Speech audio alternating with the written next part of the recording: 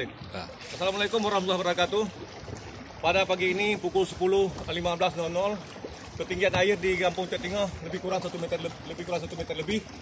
Ini kami lagi evakuasi warga yang terjebak. Walid sendiri akan kami evakuasi ke tempat yang lebih aman. Kami himbaukan kepada warga agar kalau memang berdiam di rumah, langkah baiknya pintu ditutup, jaga anak daripada anak-anak bayi yang main air ditakutkan nanti akan musibah. Oleh karena itu kami himbaukan supaya jaga anak balita, jangan terjadi musibah yang tidak diinginkan. Terima kasih.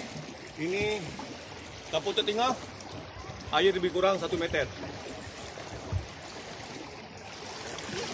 Dan ini banjir yang kedua kali.